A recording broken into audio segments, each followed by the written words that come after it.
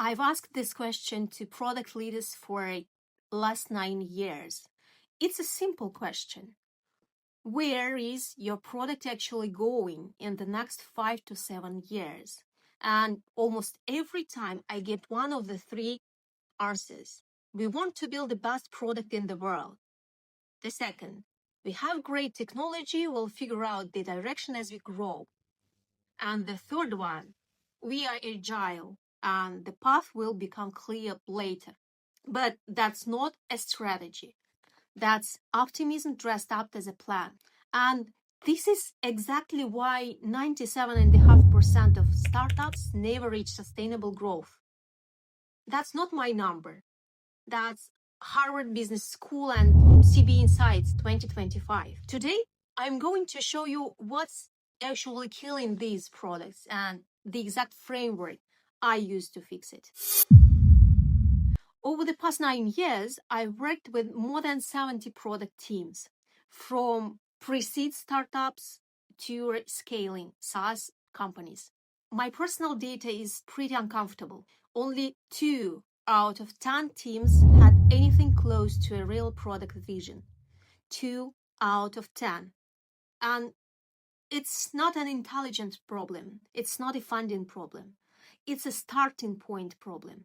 Most teams begin with an idea or an MVP, or even worse, with whatever their loudest competitor just shipped. Nobody starts with vision. And without vision, you don't build a product. You build a feature factory. You know what that looks like? Roadmap driven by whoever shouts loudest in the room. Team context switching every 3 days. Ad hoc. A product that's technically solid but does not solve anything deep. And then you are sitting there wondering, why is retention falling? Why aren't users coming back? Why are investors giving you that look? The answer is almost always the same. The foundation wasn't there from the start. Before I get into the framework, I want to name something that I think is genuinely underdiagnosed in the industry. The CPO role has fundamentally changed. It's no longer the person in charge of features.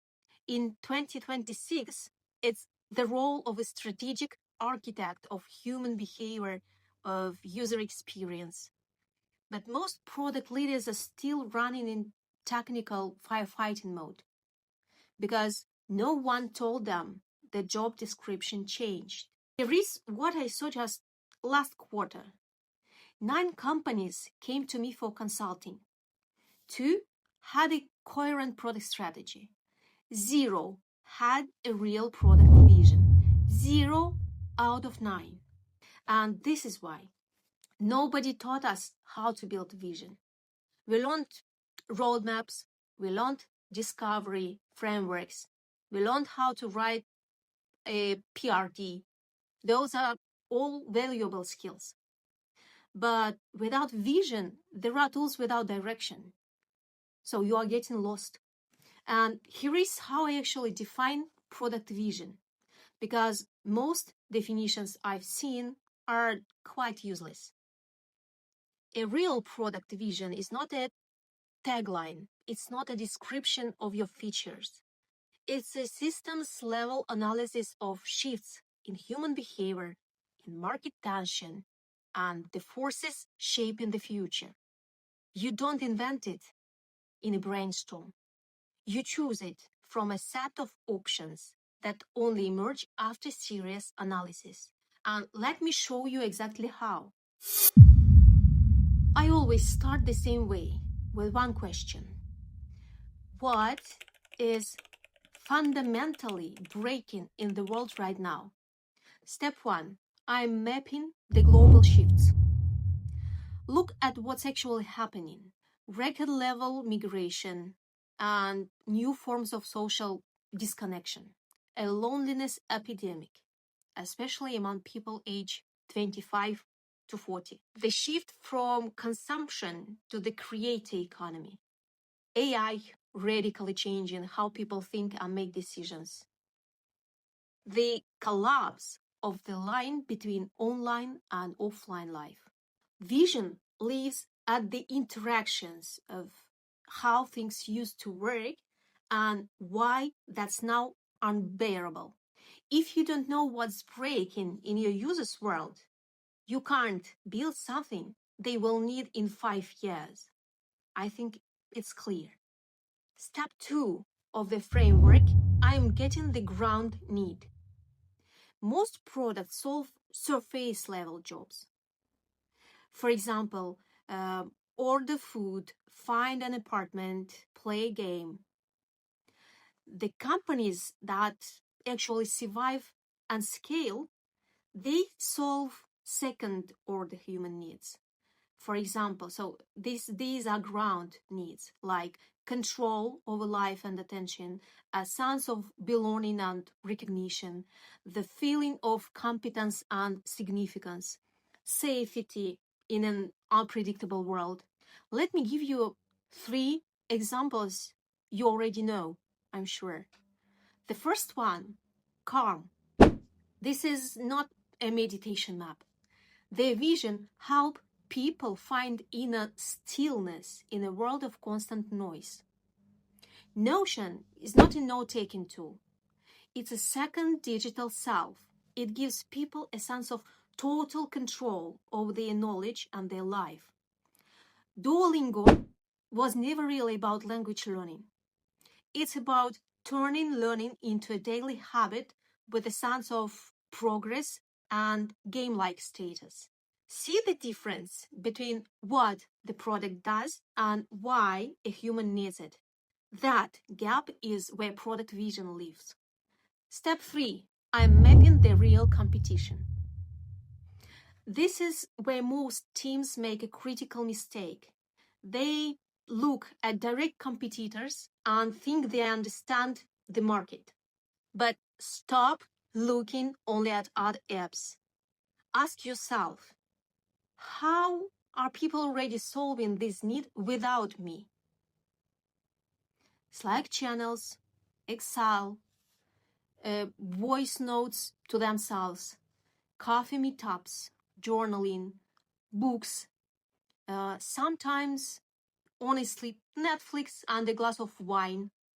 All of that is your real competition. Your product doesn't compete with other software. It competes in reality with human behavior. Step 4. I run the X10 question. The question I ask every single team, if current trends accelerate by 10, what becomes completely inevitable in 5 or 7 years? Your answer to that question is the foundation of your competitive advantage. Not prediction, not guessing, analysis of what's already in motion. Step 5, draft the vision. So I'm drafting the vision. A strong vision answers one question. What role will our product play in people's life in 5 to 10 years? Here is what that actually sounds like when it's done right. For example, we help people feel genuine connection in a world of total digital isolation. Or we give people back control over their attention and their time. Or we make learning and creating deeply social, deeply human experiences. These are not taglines for a pitch deck. These are compasses.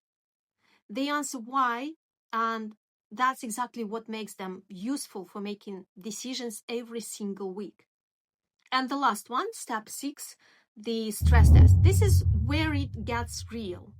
If your vision doesn't create discomfort, it's not a vision. It's a nice sentence, motto, your belief.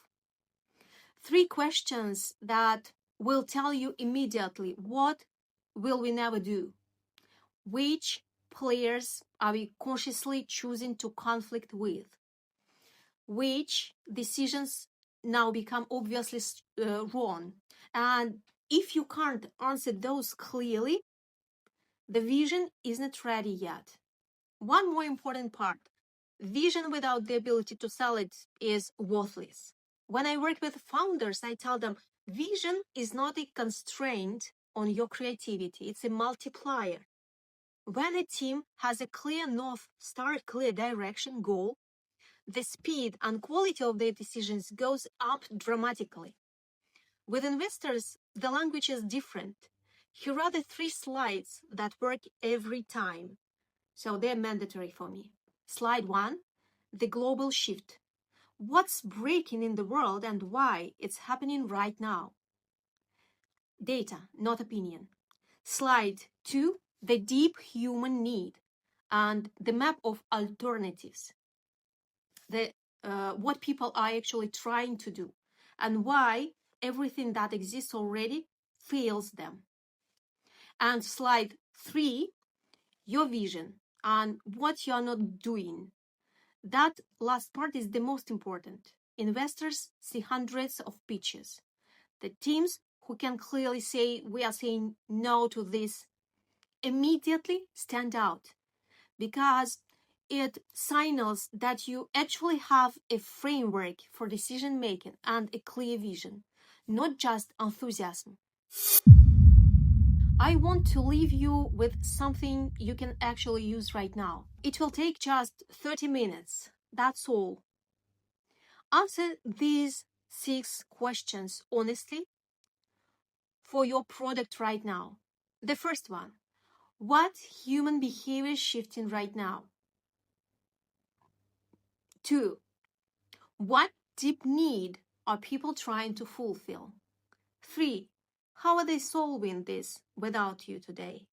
4, what happens if these trends amplify by 10 over the next few years? 5, what role do you want your product to play in their lives in 5 to 7 years? And 6, what are you willing to give up to get there? That last question is the hardest one, and it's the most important one. Put your answers in the comments. I read every single one and I respond. At least I'm trying to respond to everybody. A real product visionary is not someone who predicted the future. It's someone who chose the future and had the discipline to consistently say no to everything that did not fit. That's the difference between companies that become categories and companies that end up on the product graveyard. If you are a CPO, a head of product, or a founder, and your product feels like it's drifting, start with those 6 questions. This doesn't take a month. It takes just 30 minutes of honest thinking. Thank you for watching till the end and see you in the next video. Bye.